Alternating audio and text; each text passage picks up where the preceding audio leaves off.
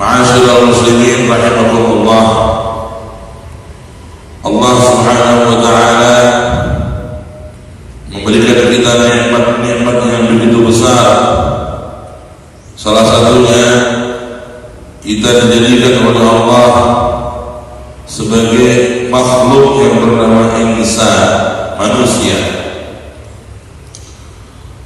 Manusia adalah makhluk terbaik dari sekian makhluk Allah yang tidak terhitung. Karena dari manusia itulah Allah memunculkan para nabi, para rasul. Allah tidak mengutus nabi dan rasul dari bangsa-bangsa makhluk yang lain, tidak dari bangsa jin, tidak dari bangsa-bangsa yang lain. Allah mengutus para nabi dan para rasul dari bangsa manusia. Karena itulah Allah mengingatkan kemuliaan manusia dalam ayat tentang Rasulullah ketika Allah berfirman, "Laqad ja'akum rasulun min anfusikum." Telah datang kepada kalian seorang rasul, seorang utusan Allah. Min anfusikum, dia bukan orang lain, bukan dari bangsa lain. Ini dari bangsa kalian, bangsa makhluk sebagai manusia. Rasulullah bukan malaikat. Beliau juga bukan dari bangsa jin. Beliau dari bangsa manusia, dari jenis manusia. Min anfusikum ay min jinsikum. Azizun 'alaihi ma 'anittum. Sangat berat di hati beliau kalau kalian itu melenceng dari jalan yang benar. Saking sayangnya Rasulullah kepada kita, saking sayangnya kanjeng Rasul kepada kita, kalau kita ini melenceng dari jalan kebaikan, Rasulullah hatinya sedih. Allahumma shalli ala harisun alaikum, dan beliau itu sangat kepingin, sangat mendamba kalian semua itu menjadi umat ahli surga.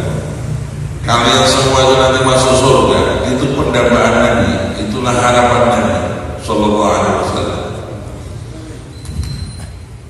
Rasulullah tidak ingin satupun dari umatnya yang masuk neraka, karena kasih sayang beliau yang begitu besar. Ketika datang malaikat Jibril alaihi salam kepada kanjeng Nabi menawarkan kematian, wahai Rasulullah, pilihlah untuk menemui Allah, meninggalkan dunia yang mana. Malaikat Israel menawarkan, wahai Rasulullah, saya ini malaikat Israel, saya diperintah oleh Allah untuk menawarkan kepada dirinya, apakah masih kerasa di bumi, di dunia ini, atau sudah kepingin berjumpa Allah, sudah kepingin ke surga, di alam-alam surgawi di sana. Ketika itu malaikat Israel bersama malaikat Jibril fastasyara, kanjeng Nabi meminta pendapat malaikat Jibril. Bagaimana pendapat wahai Jibril? Dengan tawaran ini saya milih tetap di bumi, masih bersama dengan umatku, hidup di dunia ini, di bumi ini, atau saya milih meninggalkan dunia ini, menikmati keindahan alam ukhrawi bersama para malaikat, bersama orang-orang yang soleh di alam-alam arwah. Fa asyara, malaikat Jibril berkata, ar-rafiqul a'la ya Rasulullah, lebih baik kau memilih untuk bertemu Allah, berkumpul dengan para nabi-nabi yang telah mendahului ini. Maka ketika itu Rasulullah berkata, fa kaifa bi ummati ya Jibril, kalau memang engkau menyarankan agar aku memilih meninggalkan dunia ini bertemu Allah untuk menikmati kebersamaan dengan para nabi, orang-orang soleh di akhirat sana, apa jaminan untuk umatku? Beliau memikirkan umatnya. Sudah terjamin surga, sudah terjamin bahagia di sana, sudah terjamin akan mendapatkan terindah di akhiratnya, tapi belum memikirkan umat yang akan beliau tinggal. Bagaimana umat beliau setelah beliau wafat? Maka Rasulullah meminta jaminan apa yang dijaminkan oleh Allah untuk umatku.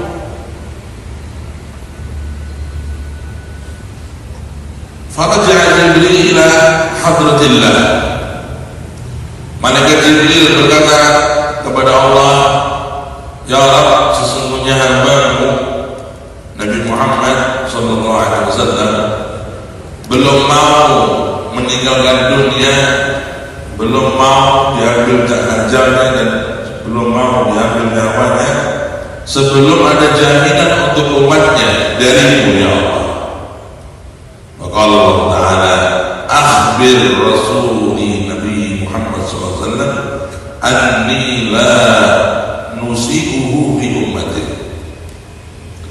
Beritakanlah kepada Muhammad kekasihku bahwasanya aku tidak akan mengecewakan dia tentang umatnya. Aku tidak akan mengecewakan dia tentang umatnya. Yani yang dia mau akan aku kasih. Allahumma shalli ala Muhammad. Setelah Jibril turun mengabarkan hal itu kepada Nabi Rasulullah dengan tenang, dengan senang, berbahagia berjumpa Allah. Setelah mendapat jaminan bahwa beliau tidak akan dikecewakan oleh Allah tentang umatnya sallallahu alaihi wasallam. Karena itulah Rasulullah mendapatkan hak memberi syafaat sebanyak-banyaknya yang beliau inginkan, yang beliau mau kelak di hari kiamat. Mudah-mudahan kita semua tidak lepas dari syafaat Rasulullah sallallahu alaihi wasallam bersama orang-orang tua kita, anak-anak kita masuk dalam syafaat beliau. Amin Allahumma amin ya rabbal alamin. Bapak Ibu rahimakumullah, makhluk Allah yang bernama manusia mendapatkan dari Allah berbagai keutamaan, berbagai keunggulan dan kelebihan. Kita sebagai manusia dipilih oleh Allah sebagai afdalul makhlukat, sebaik-baik makhluk. Allah berfirman, wa laqad karramna bani Adam wa hamalnahum fil barri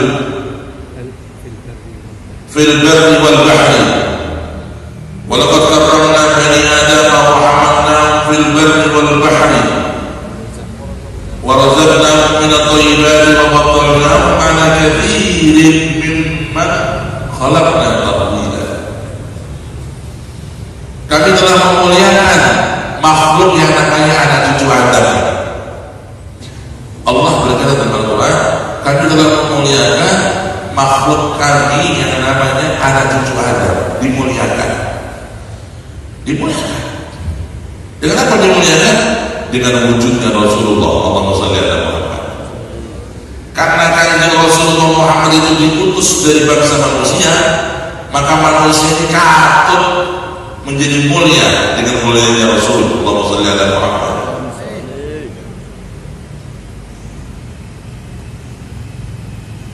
Kami muliakan anak cucu Adam, karena bani Adam, kami muliakan mereka. Diberi oleh Allah kelebihan-kelebihan, kemuliaan-kemuliaan dari bentuk yang paling baik, bentuk manusia. Laqad khalaqnal insana fi ahsani taqwim. Bentuk makhluk yang paling bagus manusia.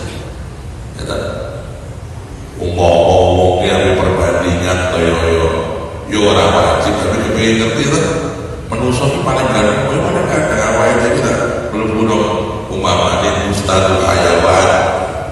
Kalau kita itu kayak kebun binatang atau kita melihat berbagai makhluk Allah, jangan menungso, sangat ganteng manuk, ganteng menungso, sangat ganteng kita ganteng menungso. Ya, manusia itu makhluk yang ahsan takwim, yang terbaik hasil kreasi Allah. Sallu ala Nabi Muhammad. Walaqad karramna bani Adam. Lalu Allah SWT menjadikan di dalam kemuliaan manusia ini dijadikan sebagai khalifah. Wa idh qala rabbuka lil malaikati inni ja'ilun fil ardi khalifah qalu ataj'alu fiha man yufsidu fiha wa yasfiku ad-dima wa nahnu nusabbihu bihamdika wa nuqaddisu lak qala inni a'lamu ma la ta'lamun.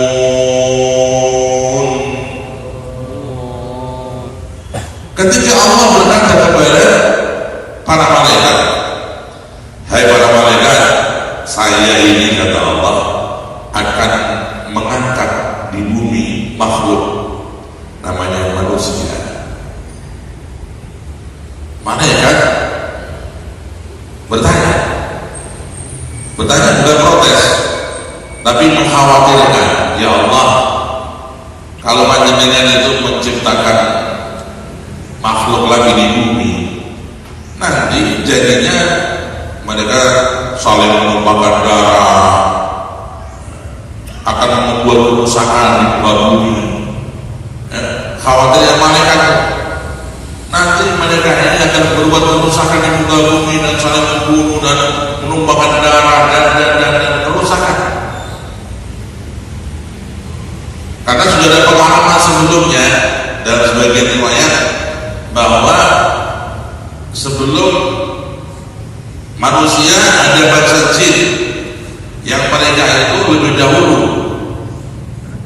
menjadi khalifah di bumi, dan mereka itu di antara mereka ada yang saling membunuh, ada di antara mereka yang perusak, mengganggu, rusak di muka bumi. Maka mereka khawatir ya Allah, nanti diciptakan manusia ini sebagai khalifah, jangan-jangan seperti yang sebelumnya terusak di muka bumi, saling membunuh, menumpahkan darah. Itu pertanyaan malaikat kepada Allah. Ataj'alu fiha may yufsidu fiha wa yasfiku ad-dima wa nahnu nusabbihu bihamdika wa nuqaddisu lak. Kalau engkau kepengen dipuji, kepengen disembah, kami malaikat sudah banyak, jumlah kita ini banyak, jumlah kami ini banyak, kata malaikat, dan kami menyembahmu, kami mensucikanmu, kami mengagungkanmu, memuliakanmu. Wa nahnu nusabbihu bihamdika wa nuqaddisu lak. Allah berkata, qala inni a'lamu ma la ta'lamun. Hei malaikat, saya tahu hal-hal yang kalian tidak tahu. A'lam di sini jangan diartikan sebagai fi'il taqdir. Sebagian santri mungkin menyangka a'lam di situ isim taqdir. Aku lebih tahu atau balas. Yang benar fi'il mudhari. Aku tahu yang kalian tidak tahu. Aku tahu yang kalian tidak tahu. Apa ini yang dikatakan oleh ahli tafsir? Apa yang dimaksud oleh Allah? Karena aku tahu yang kalian tidak tahu. Di antaranya adalah dari penciptaan makhluk yang bernama manusia, Allah akan memunculkan para nabi, terutama Nabi Muhammad SAW, akan memilih para wali, para ulama, para sholihin, para alimin, muqarrabin, ahlul Quran al-azim, yang mereka itu sebagai manusia karena bisa istiqomah tingkatannya melebihi malaikat, derajatnya melebihi malaikat. Yang mereka itu para nabi, para wali, para ulama, para alimin, orang-orang yang istiqomah itu di sisi Allah lebih dekat dibanding malaikat-malaikat yang tadi berkata, cukup kami, kan kita sudah memuliakanmu, mengagungkanmu. Kalau Engkau ciptakan manusia dengan mereka ada yang saling membunuh, ada yang Allah mengatakan, tapi aku tahu yang kalian tidak tahu. Nanti dari manusia ini aku akan pilih hamba-hamba terpilih yang mereka itu bisa menahan nafsu, bisa taat kepadaku, dan mereka selalu istiqomah dalam ketaatan kepadaku, dan mereka akhirnya derajatnya lebih tinggi di sisiku daripada kalian wahai para malaikat. Begitu ya, para ahli tafsir sebagian demikian menyatakan. Saudara-saudara, karena itu manusia memiliki dua potensi terbesar. Kalau dia baik, beriman, beramal, dia mengikuti suara hati dan nurani, dia akan naik terus menanjak sampai dia menyamai malaikat yang suci, yang mulia, yang gak punya dosa. Bahkan manusia yang semakin istiqomah diangkat jadi walinya Allah, dia lebih mulia dari malaikat. Kemungkinan pertama, potensi pertama. Tapi manusia juga punya potensi yang sangat buruk. Apabila dia mengikuti hawa nafsunya, mengikuti syahwatnya, dan menanggalkan akalnya, menanggalkan hati nuraninya, dia akan bobrok, dia akan down, dia akan hina, lebih hina dari binatang.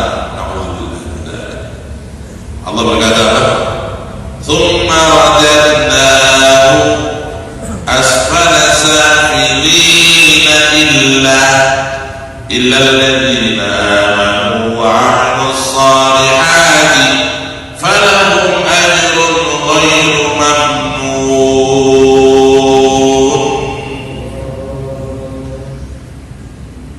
Kalau malaikat selalu taat, pantas nggak punya nafsu. Malaikat itu nggak punya nafsu, dia hanya punya cahaya dan akal dan hati. Malaikat terbuat dari cahaya, dia selalu berbuat kebaikan, nggak ada dorongan nafsu, nggak ada dorongan untuk berbuat maksiat, nggak ada. Makanya pantas kalau malaikat ibadah terus. Kalau binatang selalu berbuat yang jelek dan hina, pantas malaikat. Kalau binatang itu berbuat hal-hal yang tidak pantas, yang hina, pantas, karena dia nggak punya akal, dia nggak punya hati nurani, nggak punya rasa malu, nggak ada. Manusia dua kemungkinan: ketika akalnya dominan, ketika hatinya bersuara dan dia mengikuti suara hatinya, dia mengikuti ilham-ilham malaikat, dan dia mengikuti firman-firman Allah Ta'ala melalui para nabi dan para ulama, maka dia menjadi seperti malaikat, bahkan melebihi malaikat. Orang-orang soleh itu salah satu kenikmatan mereka, mereka sering didatangi para malaikat. Dalam ayat dikatakan, wal malaikatu yadkhuluna 'alaihim min kulli bab. Malaikat itu senang sonjo, senang metamu dan ngomong soleh. Nabi Ibrahim ditamoni malaikat menjelma sebagai tamu, padahal yang datang malaikat.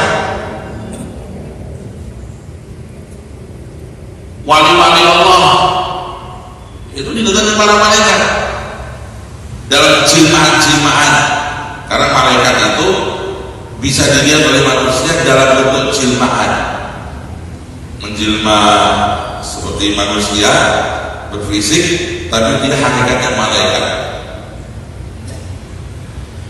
Ini orang-orang yang soleh, yang istiqomah, ya. Dan malaikat itu selalu membawa berita gembira, membawa berita gembira. Karena itu Nabi Allah Ibrahim ketika kedatangan tamu rombongan, beliau langsung senang. Saking senangnya itu beliau sampai beleh sapi. Hal ataka hadithu dhaifi Ibrahim al-mukramin idh dakhalu alaihi faqalu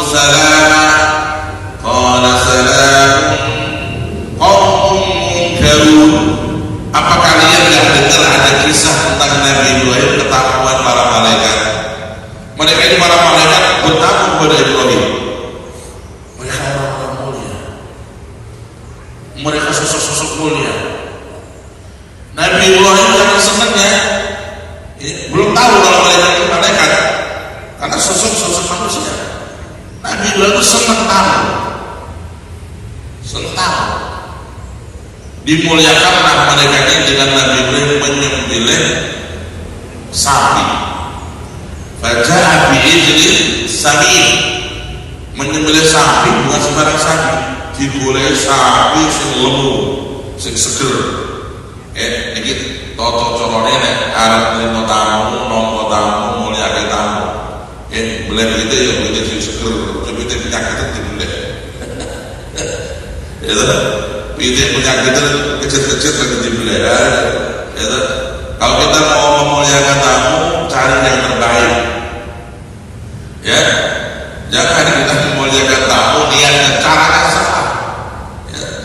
Kalau kita beli kambing yang bagus, yang seger, yang gemuk untuk memuliakan tamu. Apalagi kalau tamunya itu kiai, itu ulama, apa ahli Quran, masya Allah. Ya. Ini niat memuliakan tamu. Nabi Ibrahim menyembelih sapi yang gemuk, bi'ijlin samin. Ijil itu sapi yang masih muda, yang masih doro. Kita nek cara Jawa ono sapi doro masih apa? Masih perawan. Sapi yang belum masih perawan.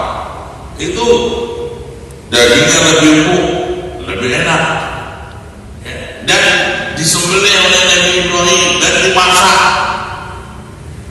Lalu disodorkan kepada mereka. Setelah disodorkan, ternyata mereka tidak makan. Alam tak dulu, wes tak masaknya, tak beleknya, betul tidak? Mereka bilang, hai Nabi Ibrahim, kami ini utusan Allah dari bangsa malaikat. Kami tidak makan, kami tidak minum. Ya, malaikat kalau makan minum, malaikat palsu di Makoli. Jadi malaikat tidak makan, tidak minum. Malaikat itu makhluk dari cahaya. Kami ini malaikat Allah diutus untuk menemui jenengan, dan kami ini membawa berita gembira. Apa berita gembiranya?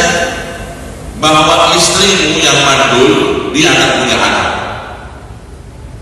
Ketika dikatakan begitu, Siti Sarah langsung bertanya kepada para malaikat, saya sudah tua, ajuzun akim, kula niki pun nenek-nenek, kula niki pun sepuh, wis dikatakan mandul, saya akan hamil, saya akan punya anak. Heran Siti Sarah, heran. Qala kadzalika qala rabbuki, qala kadzalika qala rabbuki innahu huwal hakimul alim. Kata para malaikat, yang memang demikian dari langit, Allah mengutus kami membawa berita gembira kepada jenengan bahwa jenengan akan hamil, walaupun sudah tua, walaupun sudah nenek-nenek, walaupun dikatakan oleh semua orang mandul, Allah mau jenengan hamil.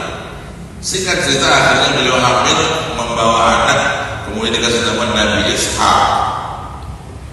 Nah, dari kisah ini ulama mengambil satu kesimpulan, salah satu sebab dan salah satu barakahnya orang itu senang kepada ulama, senang memuliakan ulama, akan diberikan keturunan. Mana gini orang itu mandul dari gada anak, yang pernah dikatakan tidak akan punya anak, udah sekian tahun tidak bisa punya anak, kata dokter itu sulit. Jangan kecil hati, Anda punya Allah. Jangan merasa sedih. Allah Maha segalanya. Yang buat orang mustahil buat Allah sangat mudah. Yang buat orang itu katanya enggak mungkin, impossible, buat Allah itu kun fayakun. Ini Siti Sarah. Saya ini katanya sudah bilang mandul, kata orang-orang. Saya tidak akan bisa punya anak, sudah nenek-nenek. Kata para malaikat, enggak. Allah merintah kami membawa berita gembira kepada jenengan akan hamil. Faham tak? Hamil, punya anak Nabi Ishaq, Siti Sarah. dengan Nabi Ibrahim alaihissalam. Saudara-saudara, jadi memuliakan tamu, memuliakan ulama, memuliakan orang-orang soleh, ya. Tapi sebenarnya ulama itu boleh terus semeno. Ya, kalau dia mampu, ya memuliakan ulama yang maksimal, memuliakan orang soleh yang maksimal. Ya, nebane ono rego, ono rupo, ya, ono rego. Ya, jadi inilah kemuliaan orang-orang soleh di sisi Allah, melebihi malaikat. Bahkan malaikat itu disuruh dalam melayani orang-orang soleh. Ala inna awliya Allahi la khawfun alaihim wa la hum yahzanun alladzina amanu wa kanu yattaqun lahumul busra fil hayatid dunya wa fil akhirah la tabdila li kalimatillah. Wali-wali Allah, kekasih-kekasih Allah itu bagaimana? Mereka itu orang yang selalu yakin kepada Allah, selalu tenang bersama Allah, selalu mereka merasa aman bersama Allah. Itu wali-wali Allah. Orang sedih, dia tidak sedih. Orang takut, dia tenang, karena dia merasa bersama Allah yang maha segalanya, yang maha kuasa, yang semua makhluk ada pada genggaman Allah. Tidak ada satu makhluk pun di muka bumi ini bisa bergerak satu milisenti kecuali Allah mengizinkan. Kalau Allah tidak mengizinkan, tidak ada satu makhluk atau benda di muka bumi ini bisa bergerak walaupun 1 sentimeter. Tidak bisa. Tidak bisa bergerak kecuali dengan izin Allah Subhanahu. Yakinkan kita. Saudara, lalu kata Allah, lahumul busra. Orang-orang soleh, kekasih-kekasih Allah itu mendapat berita gembira yang bawa siapa? Para malaikat. Dalam ayat yang lain apa? Innal ladzina qalu rabbuna Allah tsumma istaqamu tatanazzalu 'alaihimul malaikah alla takhafu wa la tahzanu wa abshiru bil jannah allati kuntum. Sesungguhnya orang yang istiqamah dalam keimanan, istiqamah dalam pendekatan diri kepada Allah, istiqamah di dalam pembersihan jiwanya untuk Allah, mereka ini apa? Didatangi malaikat-malaikat sonjo dosoman. Suara itu apa? Membawa suara-suara baik, suara-suara keyakinan, suara-suara gembira, yang kegembiraan. Lahumul busra tatanazzalu 'alaihim alla takhafu wa la tahzanu. Jangan khawatir, jangan sedih. Ini orang-orang yang istiqomah, ya, melebihi malaikat. Bahkan malaikat kalah dekatnya kepada Allah dengan orang-orang saleh. Sehingga para malaikat itu diperintah oleh Allah melayani orang-orang saleh. Saudara-saudara, tapi manusia tidak punya sisi buruk. Kalau dia ikuti nafsu, dia ikuti hawa nafsunya, ikuti syahwatnya, dia akan rendah, dia akan down, dia akan semakin terburuk sampai lebih hina dari binatang. Walhiyalillah. Menungso itu namanya ketekan hawa nafsu, gitu. Besto melawan segala itu melebihi penggilaan terus lebih menjijikan daripada binatang. Ya, kalau guyurannya dulu Pak Kiai tidak bisa. Ya, waktu saya muda itu, saya dulu waktu ngaji di Medina itu saya nggak bisa ceramah. Kalau nego ceramah, goro-goro, kalau nego bendino, murah PKS di pasar tidak bisa. Allah ya Allah, bendino tak ngomong, gitu. Ada proses ratusan kali mungkin. Tak dengar lama-lama bisa tidur sedikit. Jadi bisa ceramah itu orang laki-laki. Kata beliau, Allah ya, manusia itu, ya, sama binatang Kalau dibanding-banding ketika manusia itu terkena syahwatnya, kalah dengan nafsunya, dia lebih hina dari binatang. Sejelek-jeleknya bajing makannya kelapa, betul? Tapi nek bajingan, bajingan makannya alas dimakan, hutan dimakan sama bajingan. Ya, tuh di Aceh tuh ketahuan kan? Itu bajingannya itu kan berapa ribu hektar dihabisi dipangan kalau bajingan. Aspal diplok, bensin diombe, kabel listrik itu rumah sana Indomie koruptor bajingan lebih menjijikan daripada bajing, berdampak yang sangat begitu mengerikan kepada masyarakat. Kasihan, sekian ribu hilang, sekian ribu meninggal dunia, dan sampai sudah 1 bulan ini masih banyak kita lihat teriakan dan tangisan dan ketidakpastian. La ilaha illallah, akibat ulang-ulang bajingan. Bahaya manusia itu ketika dia kalah dengan hawa nafsunya, kalah dengan syahwatnya, kalah dengan egonya, dia rendah, melebihi rendahnya binatang. Manusia kalau sudah terkuasai oleh hawa nafsu, melebihi binatang menjijikannya. Sak elek-elek asu, bahasa Indonesia ini orang asu itu seneng karo betina asu, kalau betina asu, asu jantan seneng karo jantan asu. Menungso ono sing homo, lanang seneng karo lanang, ono sing lesbi, sekarang apa namanya LGBT. Jeneng ini dikai modern LGBT, gitu. Dan ada orang-orang yang pekok, begitu saya belum rotok kasar, pekok. Dia mengatakan kami adalah pejuang LGBT, pejuang oleh LGBT itu koplo, gitu. Oh, diperjuangkan apanya itu? Allah tidak pernah mengazab, menyiksa suatu kaum seperti kaum Sodom. Itu siksa terparah yang Allah berikan kepada bangsa-bangsa sebelum kita.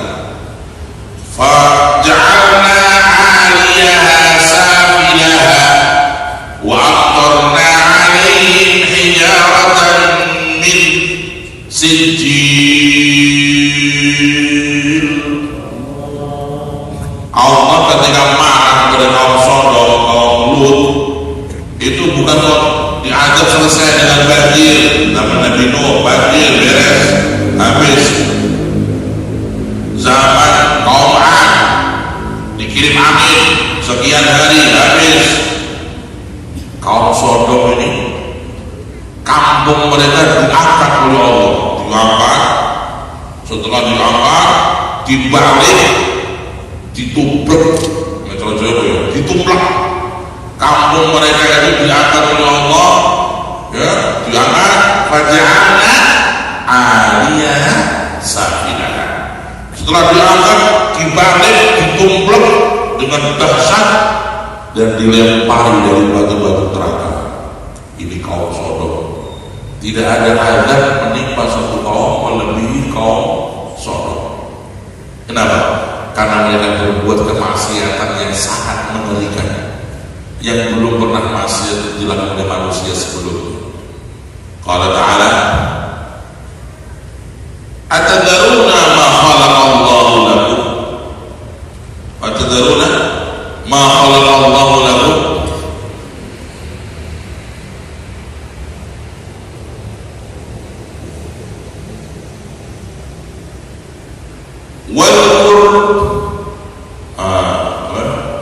kadzabat qaum Lutin al-mursalin idh qala lahum akhuhum Lutun ala tattaqun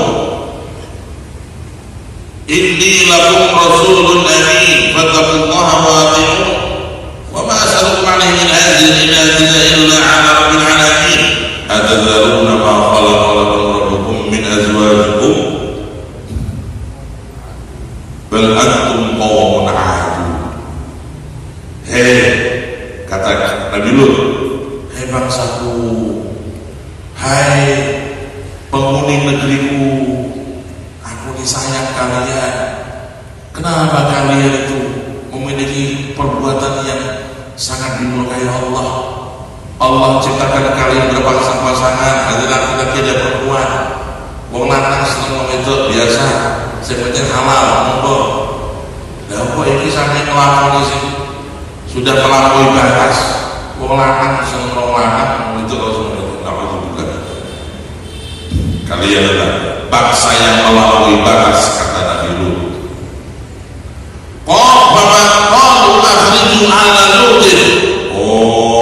Lut tiga goro-goro diusir kakek komentar Lut ini. Nabi Lut diusir oleh kaumnya, diancam oleh penjahat, diusir. Akhriju keluarga Lut dari kampung kita dan keluarganya kita usir. Allah marah, maka Allah kirimkan mereka azab. Wa amtarna 'alaihim matara fasa'a matarul munzirin. Saudara-saudara, begitulah manusia kalau sudah dikuasai hawa nafsu. Karena itu kita ya, di negeri ini juga harus tetap menyuarakan ya, anti LGBT. Jangan kita diam, jangan kita pura-pura nggak tahu. Ada mungkin video tentang LGBT, komentar untuk tidak setuju. Ada mungkin polling tentang LGBT, komentar untuk tidak setuju. Jangan Anda diam. Allah tahu Anda diam atau pura-pura diam. Anda nggak tahu atau pura-pura nggak tahu, Allah tahu.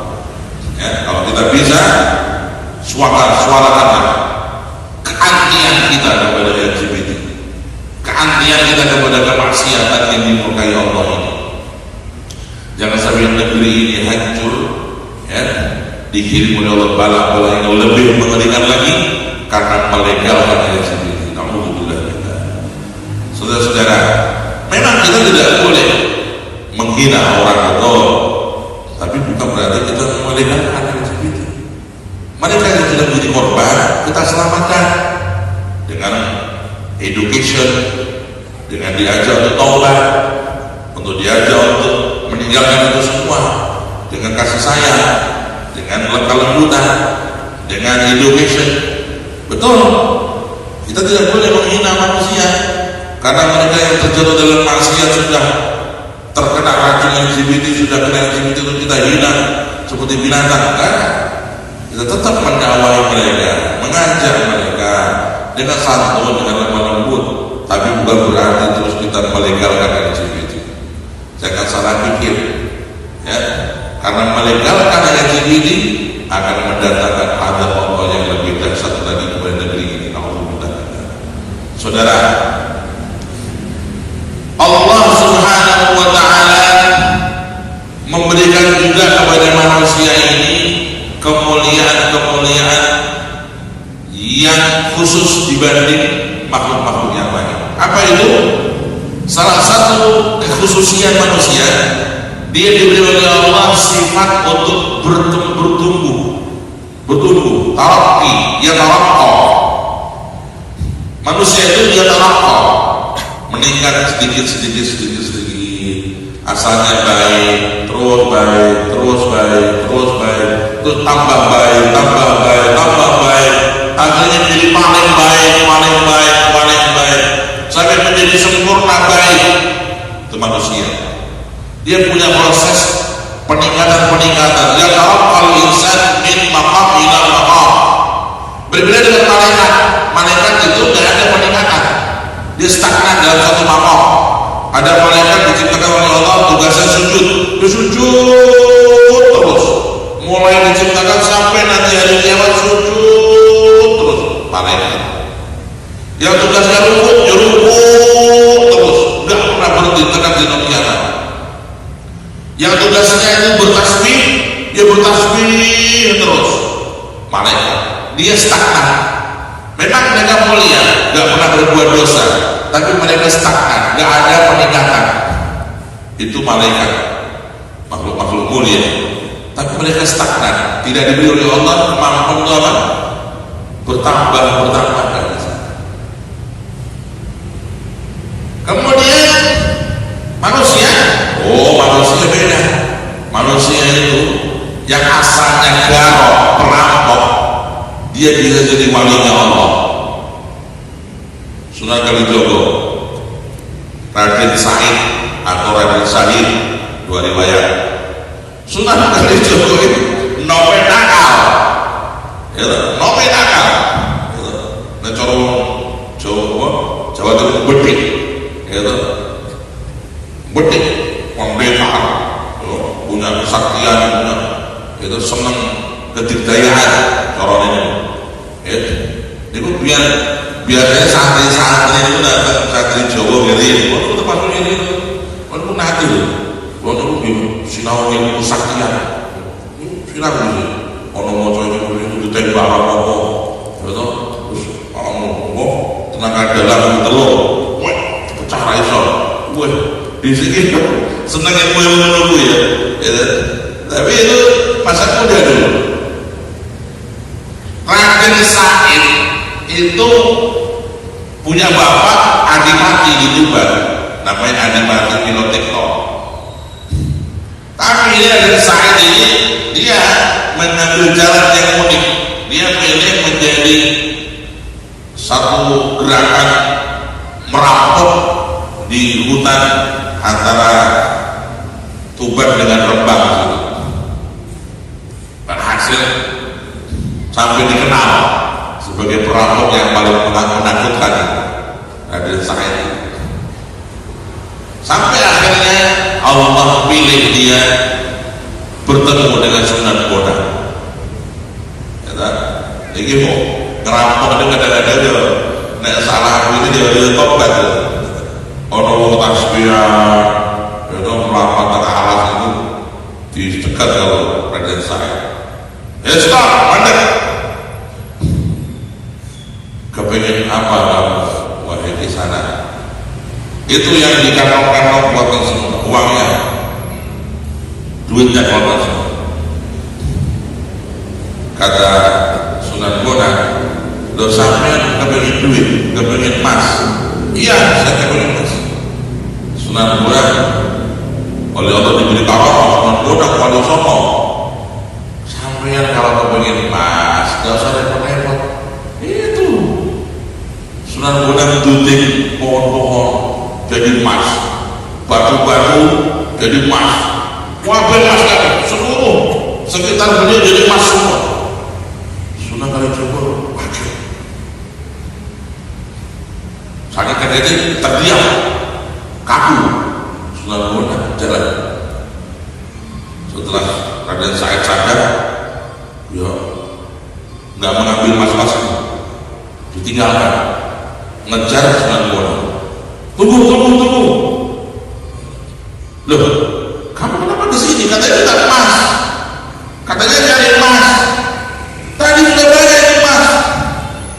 Wah, kalau saya ngambil emas itu, ya memang bagus emasnya. Tapi nanti kalau habis, saya cari sampai di mana ini?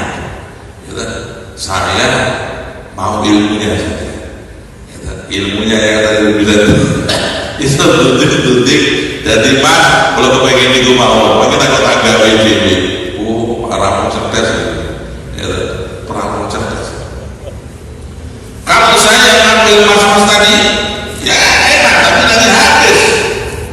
Saya kepengen ilmunya tadi yang sampai punya tuntik ulang berarti mas itu wah, kalau kamu kepengen dapat ilmu ini, kamu harus berguru kepada saya, ngaji, siap. Akhirnya Sunan Kalijogo, Raden Said waktu itu belum Sunan, Raden Said mengguru sama Sunan Bonang. Mengguru, yo ngaji sih, ngaji ini ono syariat, fakir ini, ono ngaji langsung ditangkap jadi wali, wali, ngaji fakir ini.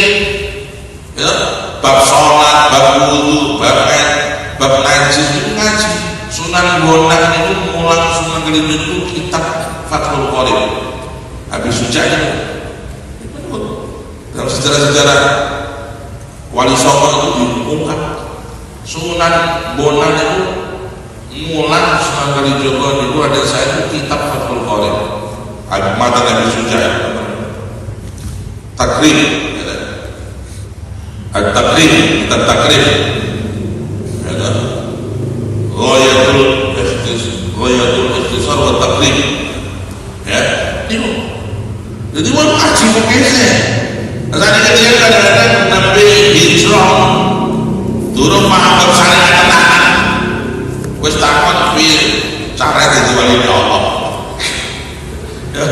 urut ngaji niku fikih syariat ini diperhatikan mungkin itu toreban itu mungkin lebih sidi-sidi itu cepet deh mungkin diseduki pondasinya sekian itu syariat karena pondasinya itu syariat kalau pondasinya ini rapuh pondasinya ini lemah nanti mau menanjak tinggi nggak kuat karena pondasi lemah seperti orang bangun rumah itu kalau kita pengen 3 lantai 4 lantai pondasinya harus disiapkan untuk 5 lantai 10 lantai disiapkan dari pondasinya kalau nggak siap dipaksakan geledah ambruk bangunan ambruk begitu juga orang kalau mendekat sama Allah syariatnya harus kuat ilmu syariat ilmu keteladanan kepada kanjeng Nabi Muhammad sallallahu alaihi wasallam Rasulullah itu yang dijadikan bendera syariat Rasulullah itu yang dijadikan adalah fikih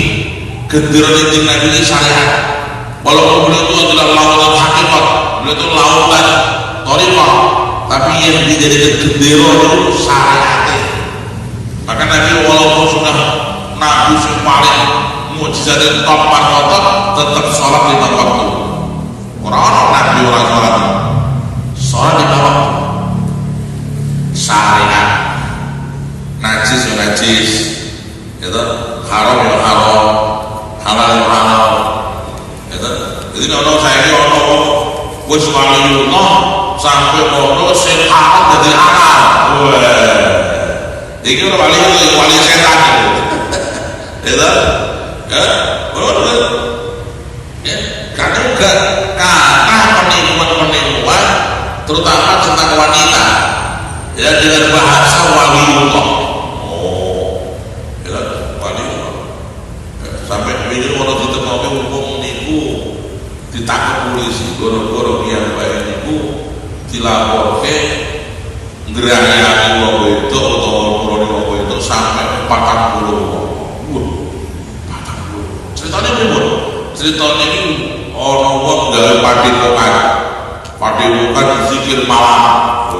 Nek zikir bengi jam 1 iki. Ora tau lawan-lawan. Itu zikir. Kok ana dulur ora tau salat. Niku terus yang bae niku saking wis diarani wali karo bangsane murid itu. Nek ana murid utawa jamaah niku nikah wajib jaluk barokah no gurune. Dan barokah itu syaratnya bujune sing itu kudu dibarokahi sewengi karo gurune.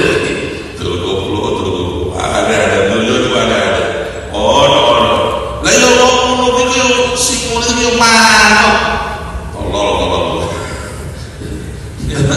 Mosok kanjeng Nabi mulang kuwi naudzubillah Rasulullah itu orang yang paling hebat kewaliannya, ketakwaannya, karamahnya, mukjizatnya, tapi tetap menjaga syariatnya. Allahumma shalli ala Muhammad. Yang namanya haram ya haram. Haram Nabi mulang dulu. Ya, jamaah nikah bojone dibarokahi sewengi. Jamaah sing nikah bojone dibarokahi 40 enak. Akhirnya terus Allah mempermalukan dia tangkap polisi dibubarkan padepokan macam-macam dunia macam-macam hati di Sunan Kalijogo ngaji fakih itu Sunan Bonang setelah fakihnya matang syariatnya matang gitu. Nembe dikir neraka. Syariatmu wis kuat, syariatmu mateng, saiki wis sampeyan ngene zikir. Zikir maca zikir nang Allah. Ya. Ngene wae pindah-pindah. Aku tak lupa. Mau nang kamar-kamar nang rene, sampeyan wis rampung zikir. Rumah kasar iki terus niku sampai 4 tahun, wakilah 7 tahun. Sampai akhir di sana kali Jogo, soalnya itu dia memilih kali.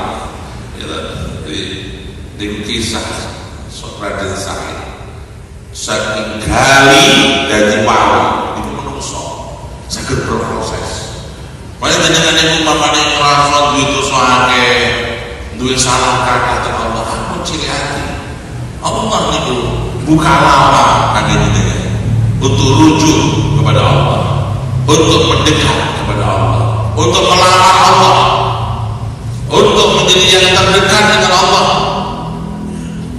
Dalam waktu yang sekejap kalau Allah mau, orang yang tadinya kali menjadi mawi, orang yang tadinya meminum khamr menjadi wali, Malik bin Dinar, pemabuk berat, ibaratnya benbengi mendem 10 botol, benbengi taubat kepada Allah gara-gara anak putrinya meninggal dunia.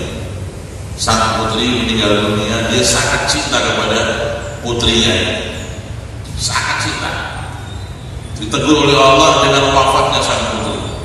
Meninggal dunia putrinya ini, dia udah hampir gila. Di saat-saat itu Allah memberikan dia kesadaran melalui mimpi. Putrinya datang dalam tidur, dalam mimpinya. Wahai ayah, apakah ayah kepingin ketemu aku di surga? Begitu berjumpa denganku di surga, ikuti aku. Ditunjukkan sampai jalan menuju surga, jalan taubat. Dari mimpinya bertemu sang putri tercinta. Taubat, mana dengan taubat dengan taubatan nasuha. Dia bertaubat dengan taubat yang sejati kepada Allah SWT sampai menjadi wali terbesar di zamannya. Ya, tidak ada satu buku sejarah wali kecuali akan menyebut Malik bin Dinar. Begitu selesai. Jadi ini manusia ini diberi kesempatan untuk ya tarakko meningkat. Maka jangan sampai kita ini justru kebalik. Allah kasih kita keistimewaan untuk menikah, tapi kita maunya semakin don. Kita kalah sama hawa nafsu kita kalah dengan syahwat dunia kita. Ya, tadinya kita harus qiyamul lail, sekarang kita udah malas qiyamul lail. Tadinya kita itu semangat qiyamul lail, kita sekarang malas. Ini menurun. Astagfirullah, kita mau ampun kepada Allah. Yang tadinya kita ini rajin baca Quran 1 hari 2 juz, tiba-tiba sekarang kita ini mundur. Saya 1 juz, bahkan kadang-kadang nggak baca. Ya Allah, kemunduran. Kemunduran. Yang kadang-kadang kita ini dulu senang berbuat baik kepada orang lain dengan sedekah kita sekarang kemasukan rasa takut, miskin takut ini kita malas sedekah. Kemunduran. Bukan begini ya, yang diharapkan Nabi, kita diharapkan untuk bertambah, iman kita bertambah, amal kita bertambah, ya, kedekatan kita bertambah kepada Allah Subhanahu wa ta'ala. Ayyuhal kiram, ya, karena itu salah satu yang dinasihatkan para ulama, hati-hati dari hal-hal yang tidak manfaat, al-fudul, ya, al-fudul fil kalam, ya, omongan-omongan yang nggak manfaat, nggak penting, itu banyak membuang waktu kita ternyata. Ya, kita kalau bicara yang manfaat, ya, yang produktif, bahasa kita produktif. Ya, kalau yang sekedar hura-hura menghabiskan waktu berjam-jam, kita kurangi. nggo hemat corone ilmu modalnya sithik dihambur-hamburkan. Kita kan punya modal ke surga, ada modalnya umur. Umur ini modal kita ke surga. Untuk kita beramal kita perlu umur. Pumpu jadi umur, gak ada modal untuk ke surga. Jangan dibuang-buang. Ya, kita manfaatkan sebisa mungkin. Ya, kita beramal soleh. Ya ngomong yang baik, yang manfaat. Dulu kita boleh nggak boleh harus pantang terus. Apa kita harus serius terus Pak Yai? Iya orang. Nggak apa-apa. Bercanda pun boleh, ada bercanda ya. Manfaat. Kan kita ini bercanda. Kalau sedang Muhammad, Rasulullah bercanda. Para sahabat bertawa-tawa juga. Tapi tertawanya terukur, bercandanya terukur, ya. Dan mereka di balik itu orang-orang yang hatinya nggak pernah lupa dari Allah Subhanahu Wa Taala. Ya. Ditanyakan kepada Hasan al-Basri, hal kana ashabu Rasulullah yadhakun? Qala ajal kanu yadhakun walakin al-iman fi qulubihim kal jibal rawasi. Benar, sahabat-sahabat Nabi dulu juga tertawa, mereka bercanda, tertawa juga, tapi tidak pernah lepas hatinya dari iman kepada Allah, dari zikir kepada Allah Subhanahu Wa Taala.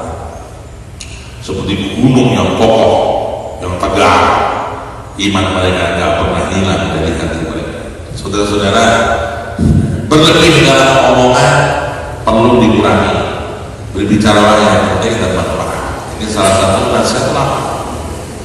Berlebih dalam pakaian, ini juga penyakit, terutama kaum wanita. Kaum wanita sepatu 25, kalau 10, masya Allah. Ya, kaum wanita ini, ya, memang wanita itu memang disunahkan berhias untuk suaminya, untuk apa? Ketika akan bersama suaminya, itu pun sunnah. Tapi kalau berlebih, kalau kita bahasakan umpamanya seorang istri punya baju 7, ya, untuk suaminya, ya, itu sudah maksimal. Itu 20 kali bohong. Ya, dan di antara sunnah Nabi Muhammad, Rasulullah itu kalau dapat baju baru, segera baju yang lama disedekahkan. Dan baju baru yang lama disedekahkan. Dengan dapat sarung baru lebaran, ya, yang lama sedekahkan. 25 atau 10, nah omae loro ya cukup. Ya, omae loro ora bojone omae loro. Ya, itu wong ya, kadang-kadang yang itu duit baju dipakai juga enggak, dipakai juga hanya dipajang di lemari, padahal itu ada hisabnya, akan ditanya oleh Allah, kenapa kau simpan harta benda? Ya nggak penting buat kamu, dan kalau nggak penting ya sudah kan. Apalagi sekarang itu banyak orang yang butuh pakaian di Aceh, terutama di Tamiang, ya, saya lihat yang parah-parah Tamiang, lumpurnya begitu tebal, ya, orang kehilangan baju dan segalanya. Itu kirim sana, masya Allah, jadi pahala. Ini penting karena berlebih pakaian ini jadi hisab dari kiamat. Yang dahulu keluarga Nabi Muhammad, Siti Fatimah itu dipuji oleh Allah karena kesederhanaannya, sampai selimut pun tidak bisa menutupi sekujur tubuh. Allahumma shalli ala Muhammad wa ala ali Muhammad. Kanjeng Rasul pernah satu ketika Rasulullah masuk ke rumah Siti Fatimah dan Sayyidina Ali suaminya, mereka sudah papan mau tidur. Nabi masuk. Ketika itu mereka akan bangun karena Nabi masuk ke rumah mereka. Jangan bangun. Mereka tetap tidur. Rasulullah di tempat tidur mereka melihat selimut yang dipakai oleh Sayyidina Ali, Siti Fatimah itu kecil. Kalau ditutupkan ke kaki, kepala akan tertutup. Kalau ditutupkan ke kepala, kaki terbuka. Saking sederhananya. keluarga Nabi Muhammad. Ya, begitu sederhananya, dipuji oleh Allah di Al-Quran. Ya, ini kita sekarang ini setiap orang untuk kasur ini atau selimutnya double lipo, ya, sampai 7 sampai 10 berlebih. Maka perlu hati-hati, jangan kita terlalu berlebih sehingga kita gak menyangka bahwa itu ternyata ada hisabnya di hari kiamat. Kemudian berlebih di dalam makanan itu juga gak baik, berlebih. Kalau itu tidak kritik, kadang-kadang kalau di Mekah bilangnya gimana begitu menyampaikan orang-orang di hotel-hotel Mekah itu kalau kita umroh, wah mengerikan. Mereka membuang sisa makanan sakit diri masih banyak dibuang ke tanah sampah. Di sisi lain ada 1000 kilo kurang lebih saudara kita Muslim di Gaza itu untuk mendapatkan satu suap nasi mereka sampai nangis-nangis. Muslimin ini sekarang perlu disadarkan pentingnya jangan kita berlebih. Kalau ada yang lebih dijaga yang baik, segera kita kirim kepada orang yang lain yang membutuhkan makanan. Apalagi lo resepsi lo nyutul lo pak dengan pancen mau kepengen ngaji tenaga tapi ada duit acara mantu nopo jangan berlebih. Anda datangkan mungkin catering, diperkirakan secukupnya, bukan berlebih. Andai kata lebih pun jangan dibuang. Pesan kepada pihak catering, Pak saya lebih bisa dikirim ke pesantren atau ke yayasan-yayasan yang kita tahu banyak. Itu ada anak yatim, ada santri yang masih bisa menerima. Ini kadang-kadang dibuang. Ini zalim, kezaliman. Di tengah-tengah orang banyak yang sedih, kita ini berlebih dalam makanan. Dikatakan ada seorang waliullah namanya Bishr al-Hafi. Bishr al-Hafi itu suatu ketika beliau di musim dingin itu beliau sengaja buka baju sampai kedinginan. Ditanya sama temannya, kenapa jangan buka baju dingin? Ya Allah, saya ini kepingin memiliki rasa empati. Saya mengingat ada saudara-saudara saya mungkin di belahan dunia dia tidak punya baju, mungkin kedinginan saat ini. Saya kepingin merasakan yang mereka rasakan. Saking dia takut nanti ditanya oleh Allah, bagaimana engkau tidak pernah merasakan apa yang dirasakan saudara Muslim, saudara Muslim. Kita minimal kalau kita nonton apa yang kita lihat sekarang berita-berita di Aceh, di Palestina, dimanapun, minim kita itu beristighfar. Ya Allah, apabila saya ini termasuk orang yang kurang memenuhi hak saudara sebagai Muslim, saya mohon maaf. Dan doakan mereka, minimal doa. Ya Allah, bantulah saudara kami di Palestina, di Aceh, doa. Ini supaya kita di akhirat gak kena tuntutan, karena itu ada urusannya di akhirat. Bagaimana hak saudara kita sebagai Muslim ada haknya. Kemudian di dalam berlebih tadi, berlebih di dalam makanan, berlebih di dalam waktu tadi. Sekarang kita ini kalau nonton apa-apa berlebih, waktu kita terbuang-buang. La ilaha illallah. Maka perlu menghindari sikap berlebih yang itu semua muaranya pada hadis Nabi Allahumma shalli ala Muhammad, min husni islamil mar'i tarkuhu ma la ya'ni. Mau tahu Islam kita sudah bagus, mau tahu Islam kita sudah kafah, mau tahu Islam kita sudah the best di sisi Allah, nilai Nabi. Kalau kita sudah menjadi orang yang meninggalkan sesuatu yang tidak manfaat, apa saja yang tidak ada manfaatnya jangan kita lakukan. Kalau kita bisa, kita sudah bagus Islam kita. Ya, ngomong manfaat atau gak manfaat, jangan diomongkan. Perbuatan manfaat atau gak manfaat, gak manfaat, ya udah jangan dilakukan. Ya, yang berlebih, yang tidak bermanfaat, jangan dilakukan.